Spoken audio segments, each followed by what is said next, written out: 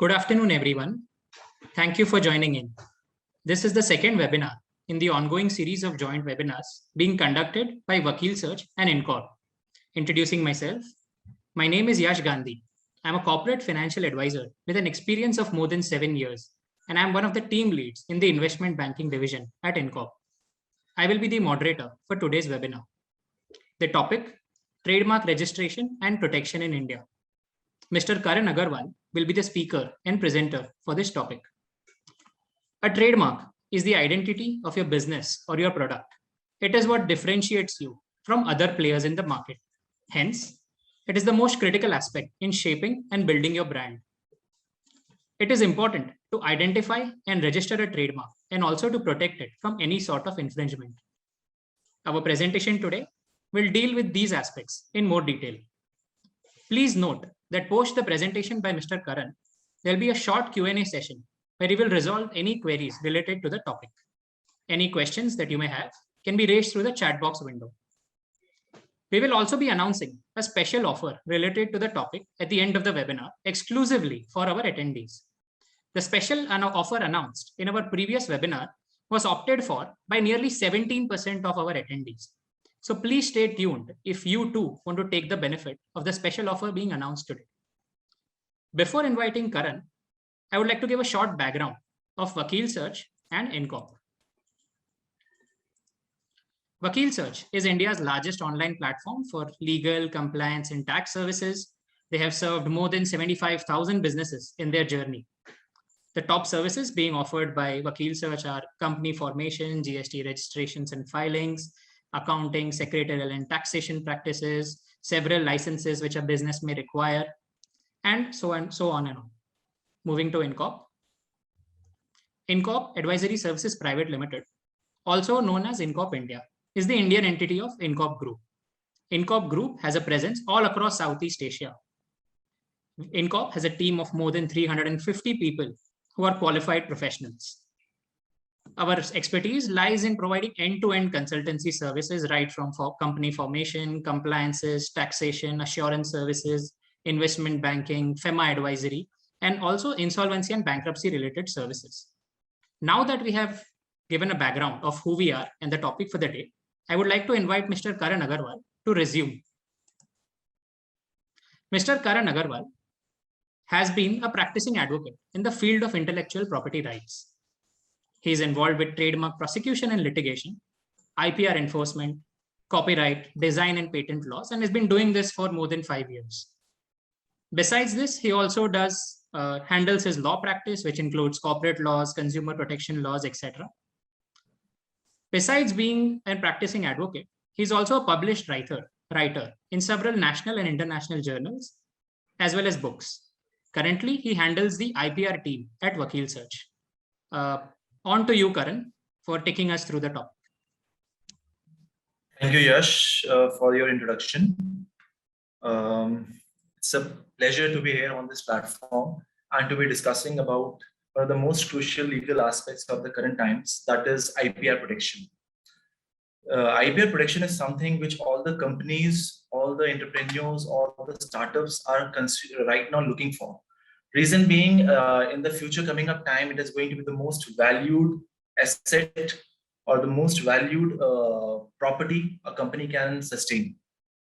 Today, we will be discussing majorly upon what is the trademark, how do you apply a trademark, how do you protect it specifically in India, and how to actually enforce it to make sure that nobody else copies your trademark. So starting it off with basically what's a trademark. As the name trademark per se itself suggests, it's a mark for your trade. Any kind of insignia, any kind of a logo, any kind of a name which depicts your business, by which your business is known in the market, that is a specific trademark. Your trademark is one which separates your business or identifies your business and separates it from others. When you go into a trademark, it can be divided into two specific aspects: conventional trademarks and non-conventional trademarks. If you see conventional trademarks, it can be bifurcated into around 5 to 7 different aspects, such as a normal business mark, such as Google has registered the specific business name itself as a mark, that is Google. You can apply for all the product names of your business, all the individual product names, you can register those as a trademark. You can register your name also, such as Godrej or Tata. You can register those also as your trademarks. Then there are abbreviation marks also, wherein you have a IBM, International Business Machines. So that is our abbreviation, and that you can register that also. You can register the logo, specifically just an Apple written logo, or a tagline, I am loving it, ye dil mange wo. If you see, all these are various ways of how a customer or a consumer or your clients might recognize you or might remember you. So anything which you feel and you want them to remember by, that's something that you should trademark and try to protect it. Then comes the unconventional trademarks. Unconventional trademarks are kind of a bit of an interesting kind of a aspect of trademark, such as which are not usually applied but have been existing, and many companies, many entities are going to the extent of protecting even the smallest and even the critical aspects of trademark. Form trademark, or you can say a shape trademark. For example, the Coca-Cola has protected the shape of the exact bottle of the Coca-Cola. That is that's a kind of a shape trademark. Sound marks such as the Metro Goldwyn Mayer. I think this sound of the roar of the lion everybody would have heard before starting of a movie. That has been also registered as a sound mark. Barbie's specific shade of the pink has also been registered as a color mark. Scent marks are also a concept, though currently not very prevalent, though currently not in India, but internationally scent marks have been also registered. Other than these, there are motion trademarks, the coming together of the hands of in the Nokia phone, if you would have seen.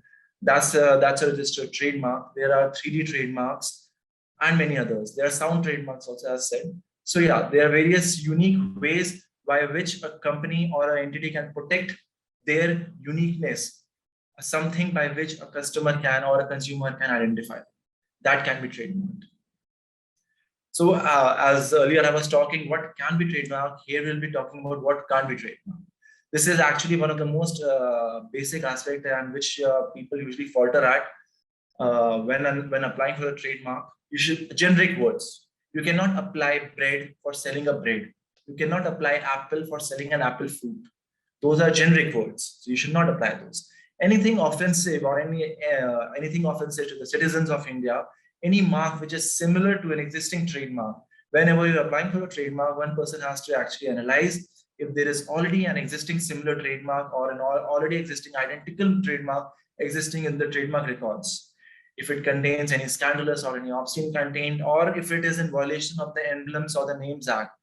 So these are very few, around 4 to 5 pointers that you have to do a proper due diligence to. Your mark that you're applying for is not being violated on these 4 to 5 grounds. Now coming to what you should do. The most critical aspect in the market is people who are applying the trademark, they should analyze this as to how to actually create it. Before you apply, before you are actually starting a brand name, you have to visualize a kind of a mark which is unique and which sets you apart. And to choose that mark, there are some things that you have to keep in your mind. Firstly, make a coined word. Coined word means you can say in a way, get a word which is a non-dictionary word, something unique, combination of 5-10 things which has no dictionary meaning anywhere across the world. Such kind of words have a higher chances of acceptance before the government trademark office. Use an arbitrary term. As I earlier said, you cannot use Apple for selling Apple fruits. You can use Apple for selling Apple computers. You can use Apple for any other things, but not for Apple fruits. Do not use arbitrary, try to use arbitrary terms and not something which is directly related to the exact goods. When you are conceptualizing a mark, you should have a futuristic aspect also as to how are you going to expand, what all countries you are going to expand, how are you going to promote. Right now, many entities are going online right now. They are trying to sell goods not only in India but internationally. Hence, whenever you are conducting trademark, whenever you're planning or trying to launch your brand, and if you have a future that you want to expand it across the world and not in one city or one state or one country, you have to make sure that you have the trademark available, not just in that one place, but across all the countries, and apply the trademark accordingly in all the relevant countries, not only in India, but foreign countries also accordingly. Hence, when deciding, make sure your mark is available to be applied in all the countries, not just in India. As I said, few don'ts, what kind of trademark you should not apply for. You should, for example, superlative words. Don't apply for premium, gold, deluxe. These are superlative words and the trademark registry won't be accepting it. Any distinctive word, you cannot apply for cooler for a refrigerator. You cannot apply exclusively for coffee shop for selling coffee. So such kind of descriptive words you cannot. Obviously, if you have a unique mark and you can add these things as a prefix or a suffix to the mark, but not you cannot have exclusivity over these words per se. Avoid similar trademarks. Similar trademarks is something which your specific lawyer or the IP expert would be able to analyze and tell you whether there are similar trademarks existing in the trademark register records or not. That's something you should make sure to do it, conduct it to actually analyze your risks in advance. Any direct reference to the character or the quality of the product, any common personal surname. Common personal surnames are very hard to apply until unless they have acquired some reputation in the market on account of continuous use. So be very careful when you're applying. Try to not do these things and do a proper search before you actually apply for a trademark. As I said, trademark is very important because firstly, it's something by which a customer identifies you. It gives you a legal protection. It gives you a legal identity. And most of all, it's an asset. I'm not just saying it for the word asset. It's actually an asset which comes under the goodwill. If any point of time later you plans to actually sell your company or actually trade your company, how strongly you have protected your IP, how strongly you have protected your trademark, patent, copyright, designs, all these will matter in valuation of your company. So be very sure to protect any and all aspects. It's actually an asset which helps you increasing the valuation of your company altogether. As I said initially also, it sets you apart from the crowd. A person, normal public would be able to recognize you once you have your IP or your trademark protected. If it is not, you are one among million. So try to set yourself apart. As trademark and IP, what I've usually seen a concept or a trend among the consumers is it's not something of priority and they try to do it a bit later. It's something that I or any other person, IP lawyer would talk to, would advise not to. Reason being, there have been instances wherein person has launched the product, launched the business, and after that they are actually going to apply the trademark. By that time, it might be a possibility that that trademark might not be even available for you, and somebody might have already registered. You can see these are the two cases that has happened. One was a PS5. I think everybody would be aware of PS5 gaming station, wherein somebody by the name of Hitesh Aswani has already applied for the trademark for PS5 even before Sony applied for the trademark and launched. I think the launch probably might have was delayed when it was proposed to be launched, however that issue got resolved as the guy withdrew and the matter got settled. However, Apple was not so lucky in China when they had a similar issue when they wanted to apply Apple for handbags and other leather goods. They lost the matter because somebody had already applied for iPhone per se for exact the bags and goods, and Apple hadn't. So rather than delaying or thinking of applying for it after you have started your business, I feel it's something like the first step. It's idea. The entire business right now and the value is idea. Once you create an idea, that has to be protected the very first step so that nobody copies it.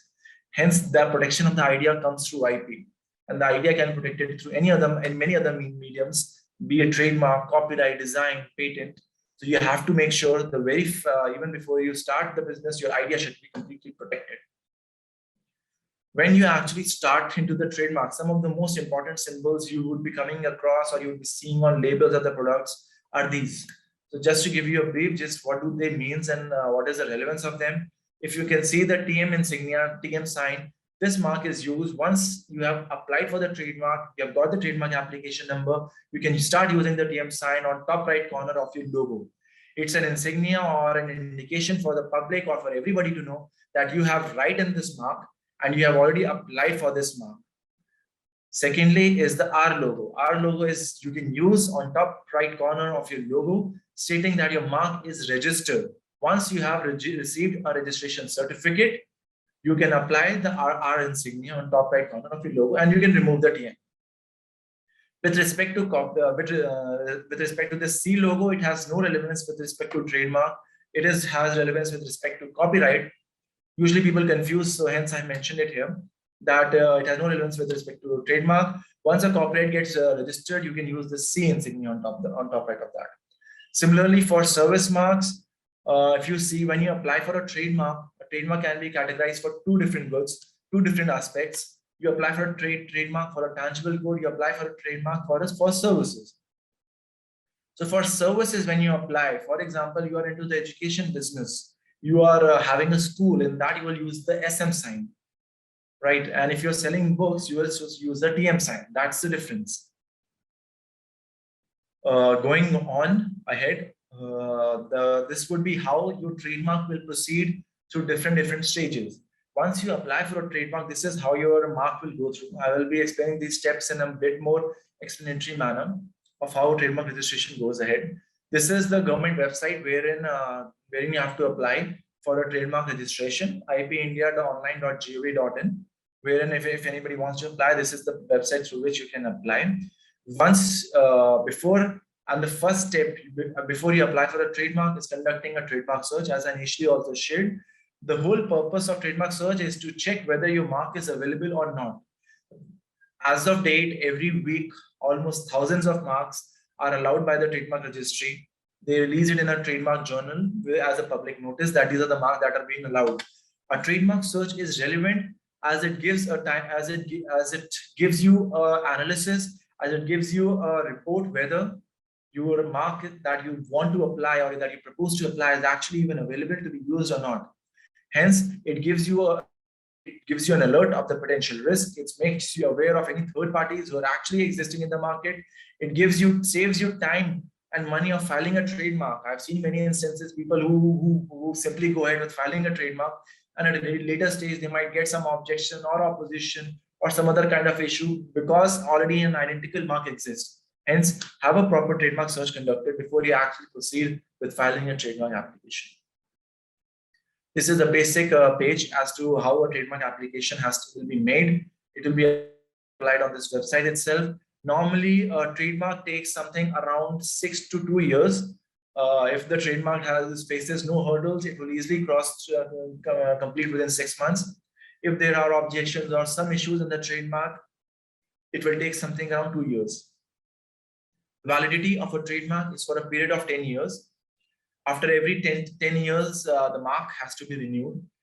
There are existing marks since 1940s or 1940s or 50s, which have been continuously used and have been continuously renewed after 10 years. So it's a right which you can claim till eternity if you have a proper renewal mechanism over the same. With respect to the documents required, now once you want to apply for a trademark, you need to have basic things: applicant name, what is your name, what is the business type, objective, what is the exact logo or the brand, your brand name, what is the exact brand name that you are put up on your products, what is the registered address, and again, once you provide these informations, what are the documents required? The documents required are signed power of attorney, identification proof, address proof, business proof. If you are a startup or an MSME, please share those certificates when applying, because government has provided a special rebate for MSMEs or a startup when they apply for a trademark.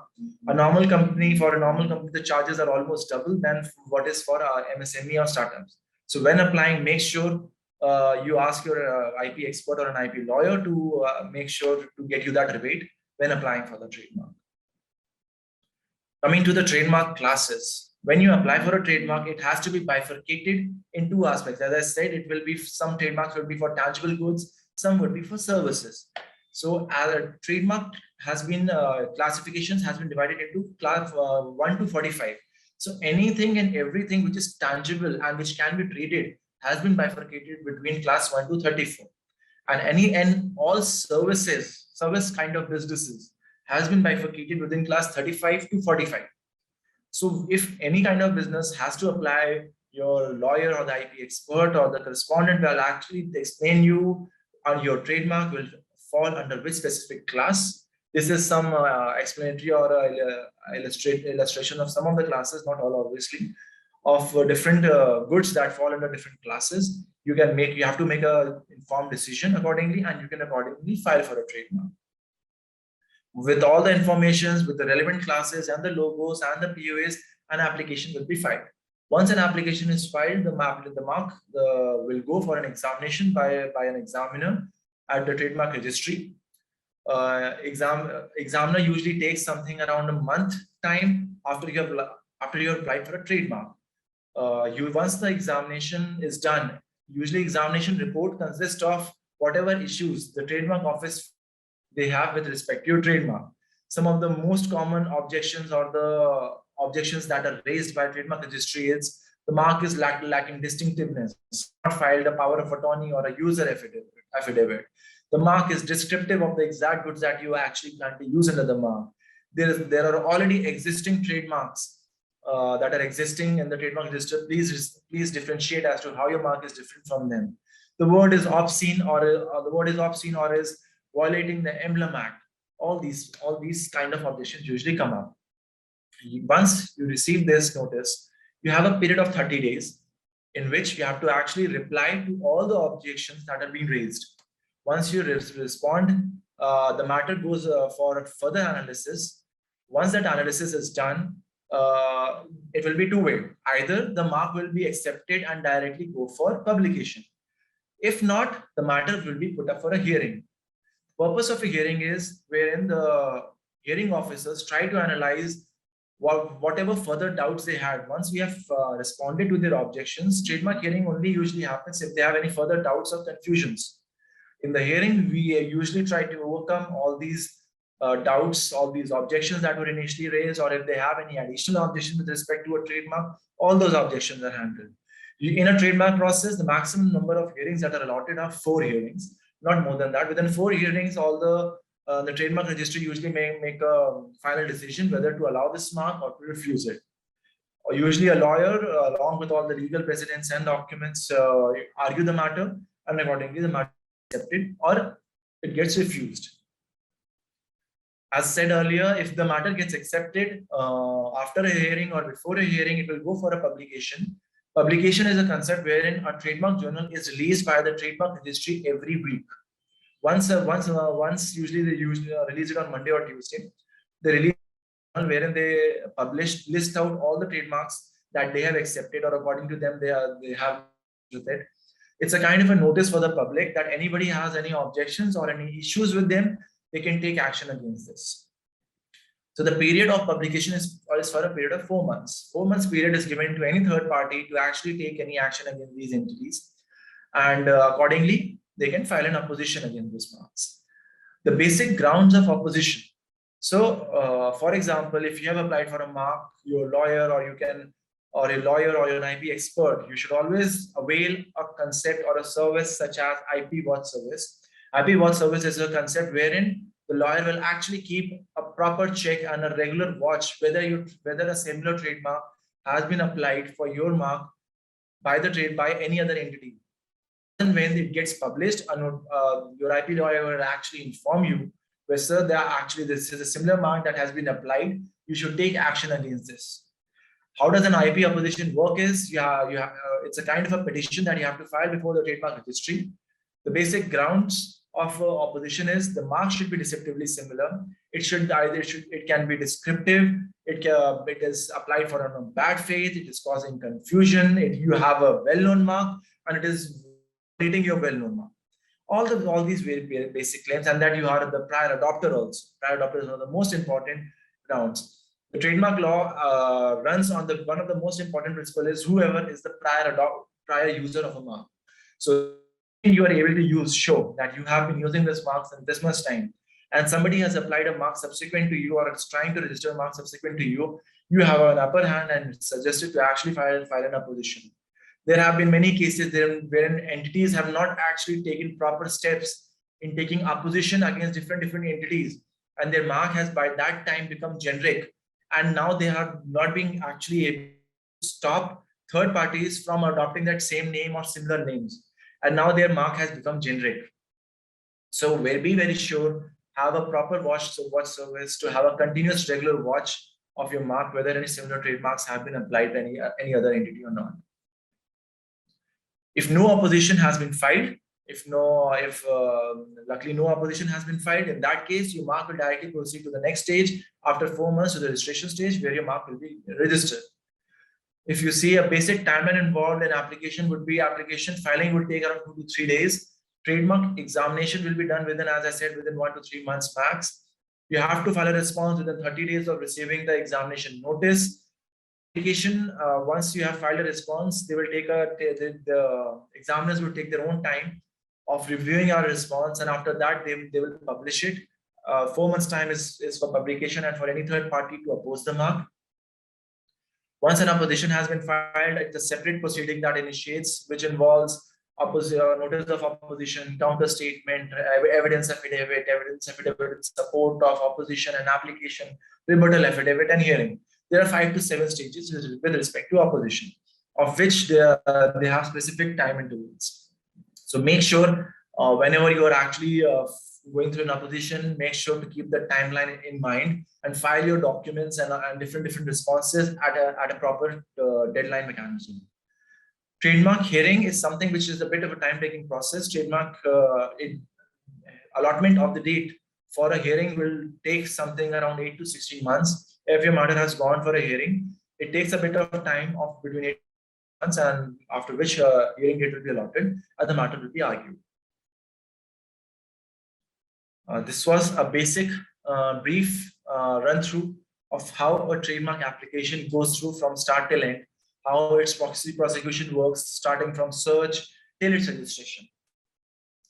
One of the most important, once you apply for the trademark, your work is not done. The next most important aspect is to make sure your right in that stays intact. Most people have seen, once they apply for trademark, they think the work is done. No, sir. Once you have done with the registration, you have to ensure that you put into motion any and all tools and legal tools and mechanism to keep a continuous check that no third-party entity is trying to violate your rights in that trademark. That violation of your rights in the trademark is called trademark infringement. Trademark infringement, as said in a layman term, if somebody uses your trademark or any similar trademark and for a similar business, that's a trademark infringement. Hence, if you see such kind of, you have to make sure that take appropriate actions in cases of trademark infringement. What is trademark infringement amounts to? What will actually amount to a trademark infringement? So if you can say direct infringement or an indirect infringement, these are the two ways you can bifurcate. In order to say that somebody has infringed your trademark, it has to qualify for 4 things. Firstly, it is done by an unauthorized person. You have not authorized person. It is not it is somebody, some third party with which you have no relation to. Thirdly, they are using a similar or an identical trademark. Thirdly, you have prior registered or prior applied trademark rights over the same mark. Fourthly, the classes and the nature of business are the same. If all these 4 quantifications have been met, that would amount to trademark infringement. There are instances of an indirect infringement also, wherein there are entities who are actually supporting or providing a platform for conducting direct infringement. They can be also held for an indirect infringement. But most importantly is to finalize these 4 pointers: or unauthorized persons, similar mark, you have a registered mark, and similar nature of business. If any of these things are being violated, that would amount to a clear case of a trademark infringement. If you have a trademark infringement, there are 3 to 4 basic tools of how to counter those. One of the most important tool was trademark opposition, which I have already discussed. The second you come across any instance, you actually, first of all, you can file a direct opposition proceedings before the trademark registry. Except that once you file an opposition, obviously, if you are having prior rights and all the rights are intact, and if you are complying with all the 4 to 5 pointers, you will have a favorable order, and you'll have a favorable order, and that entity would be refrained from using that, or would be refrained from registering that trademark or claiming any exclusivity in that trademark. With respect to once an opposition is done, another major tool is IP legal notice. IP legal notice is another very crucial aspect which have been, as an initial first step, very effective against infringers or fraudulent entities. IP legal notice simply is a legal notice wherein you are telling about yourself, who are you, what are your rights, how you have the trademark, what is your reputation in the market, how you have been using your mark in the market. Then you detail upon that how you have come to know about the infringement by the other party, how is that trademark violating your rights, when was the issue actually raised, how is it impacting your business, and what all requisitions you have. Those requisitions can be anything. You can ask that they can withdraw their trademark. You can ask them to pay you compensation or any kind of damages for the loss they have caused. You can ask them to issue a public notice. You can ask them to give a newspaper advertisement apologizing. You can ask them to put a disclaimer on their website. There are various ways that you can actually list out in a legal notice as to how they have to restrict or what all requisitions you want them to comply with. IP legal notice, I would say, is something that has to be sincerely enforced and has to be followed up, because there are a good number of matters which usually get resolved by sending a IP legal notice of trademark nature, if you have a very strong case. In case even after sending an IP legal notice, your matter doesn't get resolved, in that case, you can proceed with filing a litigation proceedings.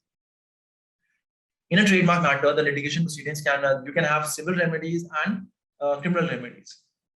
In civil remedies, one of the most, when you're filing a suit, the most important injunctions that you take, the most important order or claim that you make in your petition before the court are in interim injunction, ex parte injunction, and permanent injunction.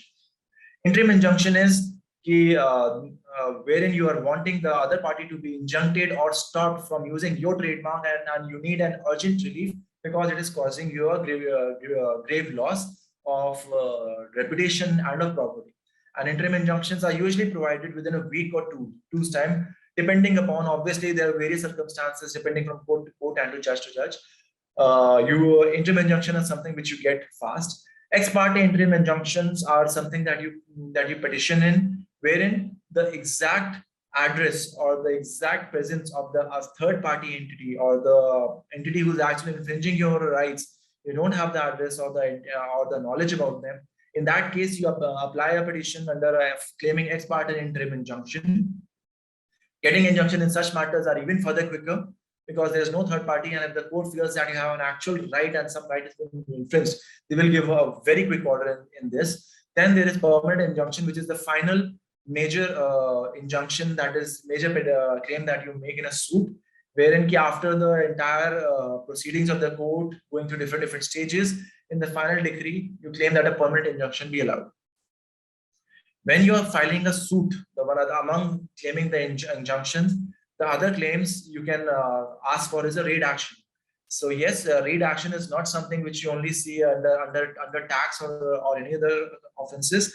The raid actions are actually being conducted in the trademark matters also, wherein search and seizures can be done of the trademark infringing products. So yes, that is something. Another is destruction and forfeiture of infringing goods. There have been instances wherein the court in the decree have instructed for destruction of goods through different machineries, through running of the road rollers on the products, or burning, or many different mechanisms. So there's destruction of goods also. You can claim for monetary relief. You can ask for the rendition of the accounts of the other parties, or you can mention the exact damages that you want.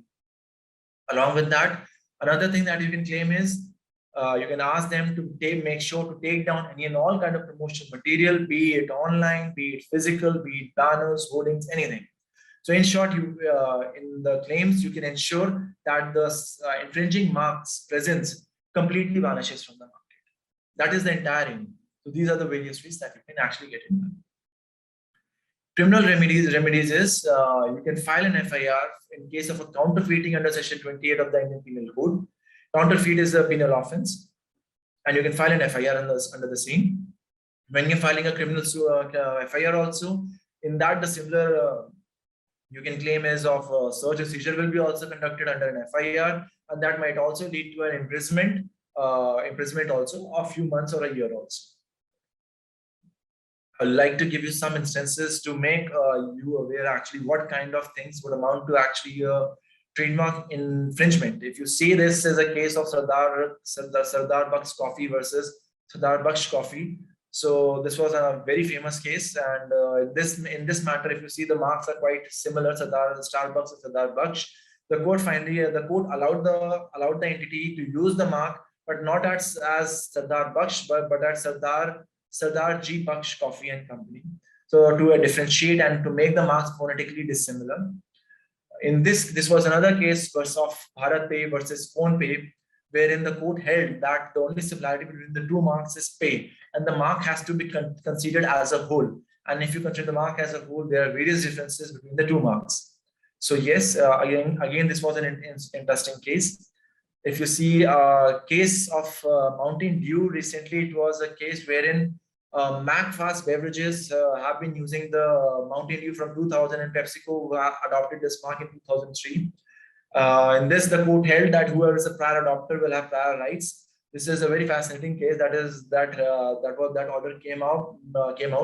It will be fascinating to see as to how the matter goes ahead in this. This was another major case that happened, wherein it was delivery versus delivery. The court held that delivery is quite distinct, and delivery can be considered as generic because it is similar to delivery, which is the exact nature of the business. So hence, the court allowed delivery to actually continue using the mark. The matter is still going on. In respect to this, Cutis Biotech was a Serum Institute of India. In the current times, I think everyone would be aware of Covishield. However, a case was filed by Cutis Biotech claiming right over the mark Covishield. They were using it for sanitizers and disinfectants. However, as Covishield is a common vaccine that is being inoculated to each and everyone in India as of now. The court, however, in this matter favored in favor of Serum Institute of India on few bases. Firstly, it had sufficient goodwill. Serum Institute has prior user. They were difference in goods. They were selling vaccines. They were selling sanitizers. And the importance of public interest in the vaccine, since everybody is getting vaccinated and it's something a major pandemic is on, such an issue would actually put a halt. Hence, the court ruled in favor of Serum Institute, and the mark Serum Institute can continue using the mark Covishield. This was another case. I think it's very evident of Dettol versus Deftol. It's another case of an infringement. This was another major case of Crystal Louboutin versus Pawan Kumar. I think it was considered as one of the landmark cases in the past few years, wherein the court allowed the exclusive registration of right over a color that will be used as the sole of a sandal. There was another entity or a local shoemaker who copied the entire concept and tried to put the exact red color sole on the bottom of the sandals. The court ruled in favor of Christian Louboutin, who actually conceptualized this idea. According to the court, the entire trade dress is how your product looks, or how your product look and feel of your product. That is called trade dress. So court held that this is a kind of infringement of the trade dress of the product, and hence the defendants were refrained from using the same design. Hence, I think this is a brief gist. The most important thing and most important tools, being anybody who's starting it off, the most important tools for trademark protection, I would say, is have a proper watch service. When applying or looking for a company name, do a proper Google check on your own personal note also, to check if somebody is actually trying to infringe your mark.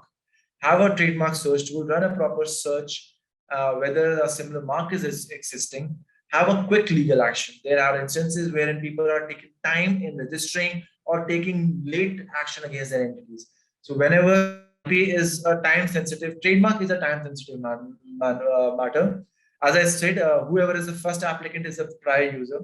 So if you take first action, apply for the first, that's when you are actually protecting yourself. If not done timely, it might have some repercussions. I think that's it. I don't have anything further to add. Please let me know if you have any questions, and you can contact me on my email ID. Over to you, Yash.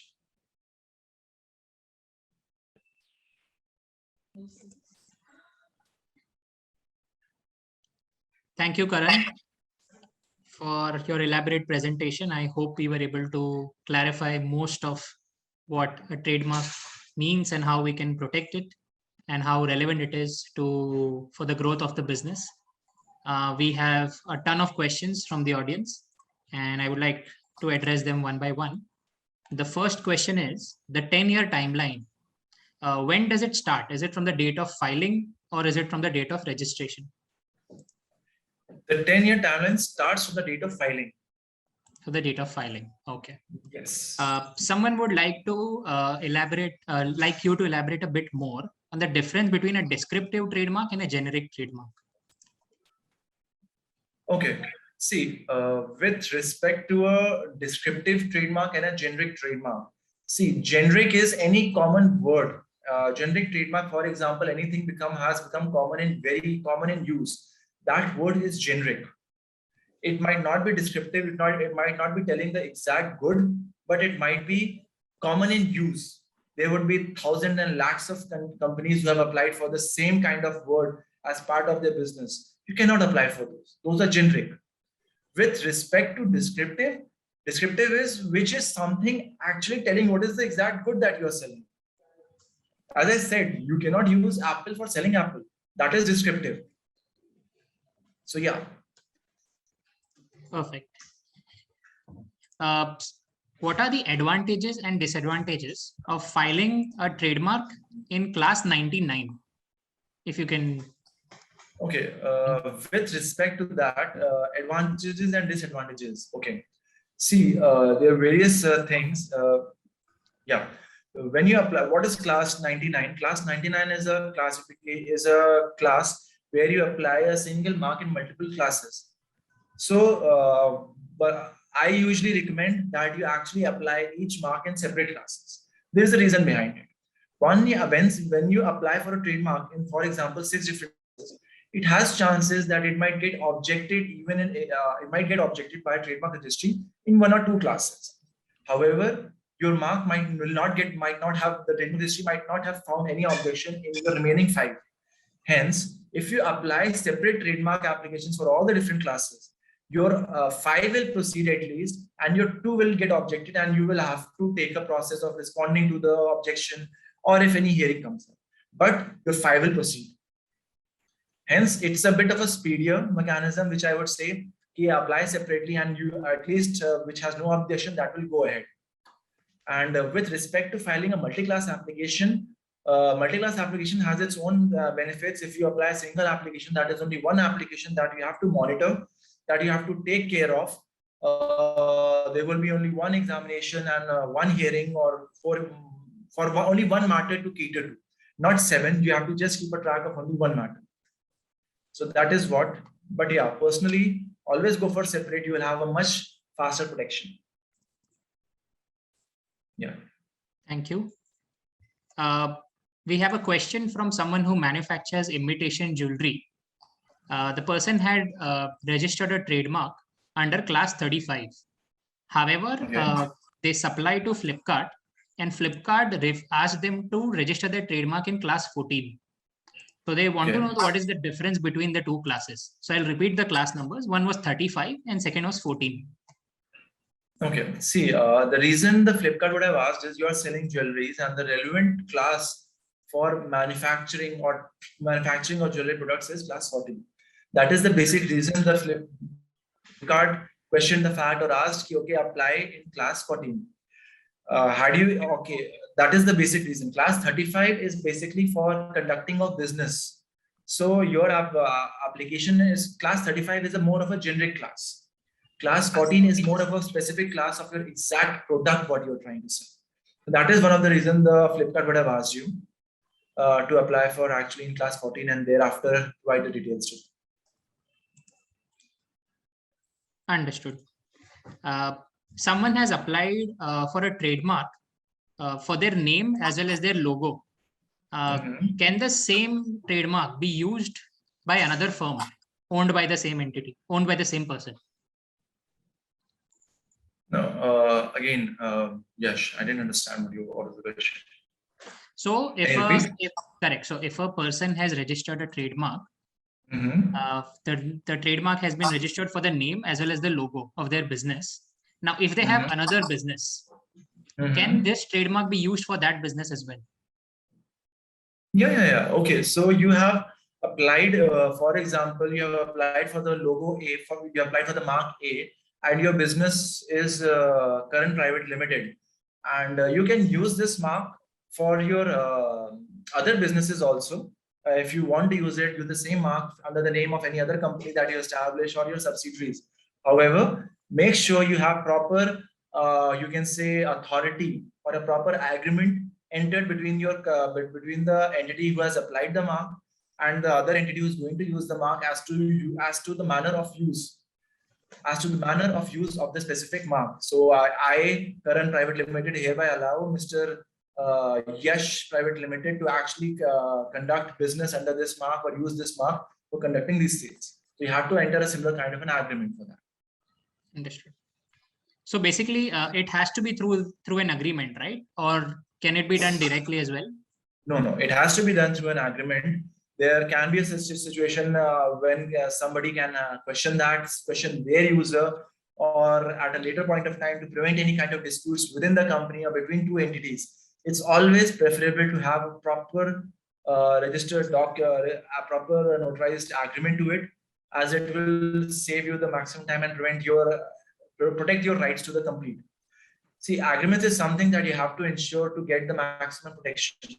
Many people just try to do it orally. Don't do it orally. For every every kind of assignment of the right of trademark or IP, if you're allowing somebody to use your mark, you are allowing your distributors to use your mark or advertise on your behalf.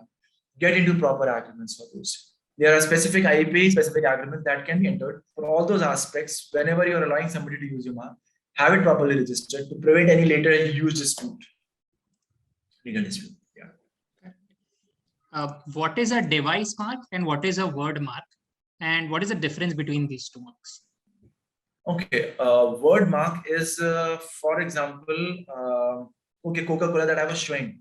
So Coca-Cola, Coca-Cola, Coca-Cola, if the exact alphabets as it is, that is called a word mark per se. And the way of writing Coca-Cola, it has on a red banner with C having a cursive COLA. The entire thing has a cursive way of writing.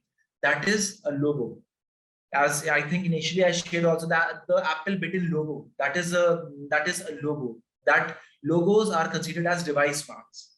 All the logos are considered as device marks. It's a term that is used at the trademark registry. Device marks and word marks.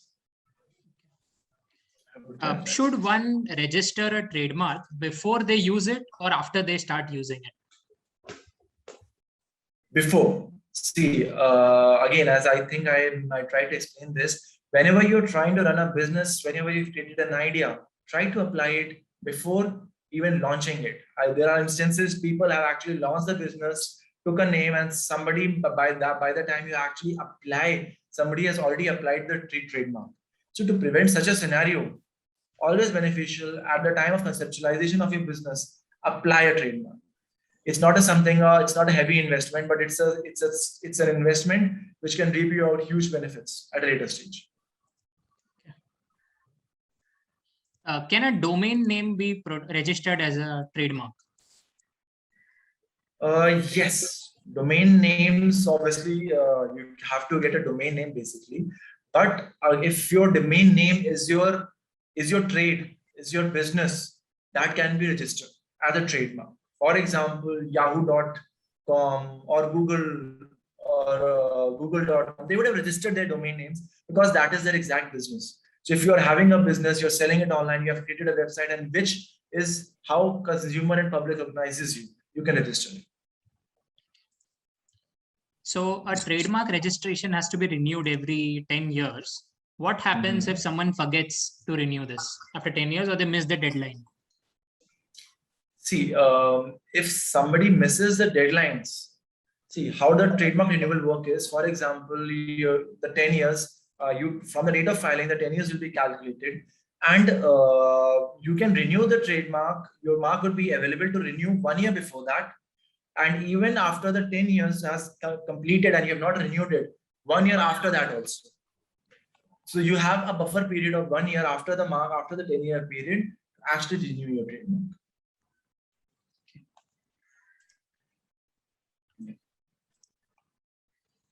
where will be the jurisdiction to file a suit if the trademark is filed in Delhi and the infringement happens in some other state?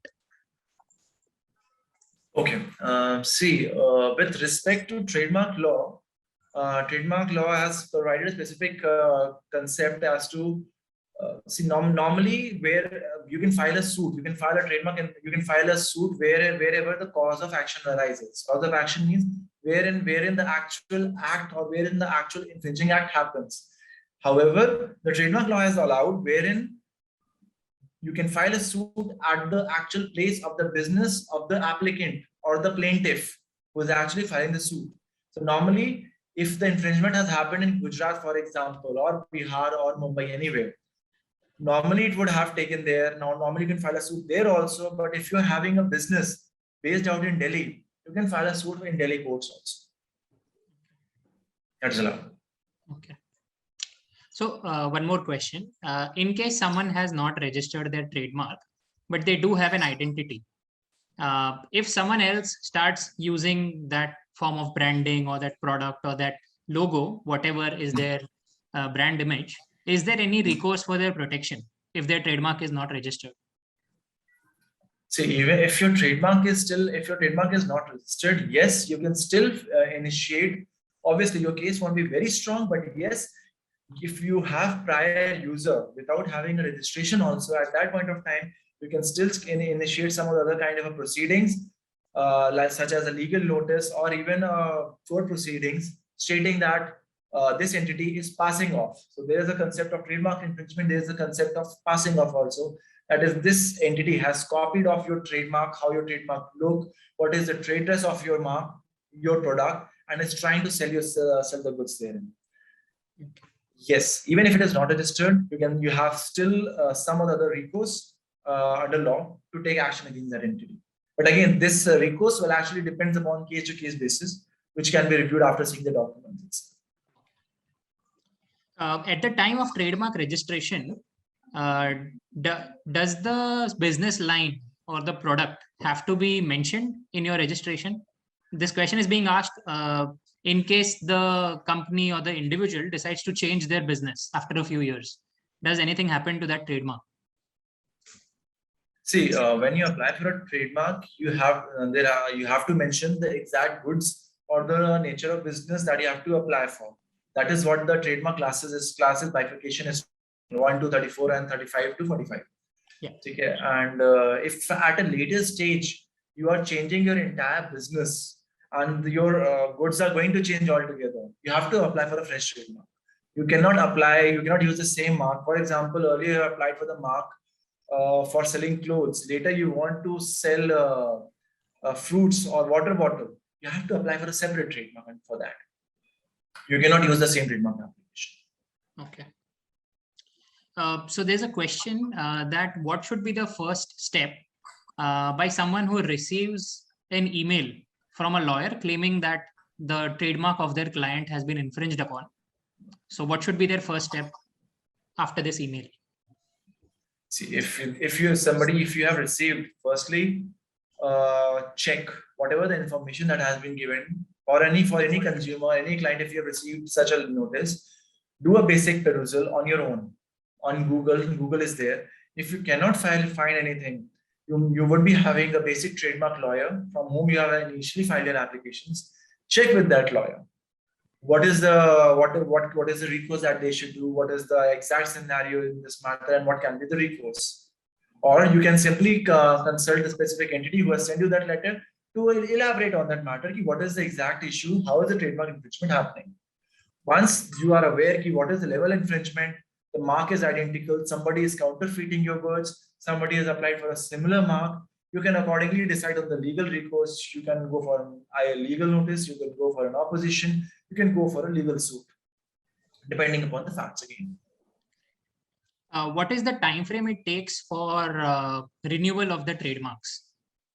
How soon before the 10-year expiry are you supposed to apply? 1 year. 1 year you can apply 1 day even before the deadline happens, so that there's no embargo on it. So with 1 year before the 10 years expiry, the portal gets open and you can apply for the renewal. Okay. Since the trademark registration process takes a long time, in many cases more than 6 months as well, someone wants to know that how we at Vakil Search can help them through this entire process. What is the value that we add? See, Vakil Search what is the basic USP, or you can say of Vakil Search is we have a very systematic flow. So we have a team of flowing through all the steps at a very smooth processes. Normally, if you go to any other places, they will take months to respond and tell you whether to do it, how to do it or not. In Vakil Search, or what is the basic processes, you can actually contact them. They will consult you on the very same day, and they will process your applications at a very speedy manner. Secondly, I think Vakil Search as a platform has generalized all the legal, all the basic requirements or compliances, and brought many other confusing aspects and at a very clear level, and making it easily accessible for all the consumers. So yes, with respect to if an objection has been raised, yes, the Vakil Search team will actually help you out with connecting and starting the process. And if you want to discuss the matter to a lawyer also, they will be, just have to intimate them, and they will connect you to a lawyer also to discuss as to what are the manner, what is the response, what are the arguments, what are the case laws that will be mentioned in order to overcome those objections. Thank you, Karan. I'm afraid that's all the time we have. We still have a few questions. We have mentioned the email address where Karan can be contacted, and we can answer these questions in detail over an email. So I hope that we were able to do justice to your time with these questions. And thank you, Karan, for answering all of them. If we move on to the next phase. So we have a special one-time offer for all the attendees of this webinar. Vakil Search and Incorp together are providing a discounted rate for the trademark registration services. So we are providing 20% discount to everyone who's there in this meeting. And this can be availed within the next 24 hours. So as I mentioned in our intro, in our last webinar, 17% of attendees had opted for this option. And we hope that we are able to be a part of your growth journey as well. And lastly, I would like to conclude. Thank you everyone for joining in. Thank you, Karan, for sharing your insights. And we at Vakil Search and Incorp will always be available to you to help you with your trademark related service requirements or any other requirements that you may have. And that's it. Thank you.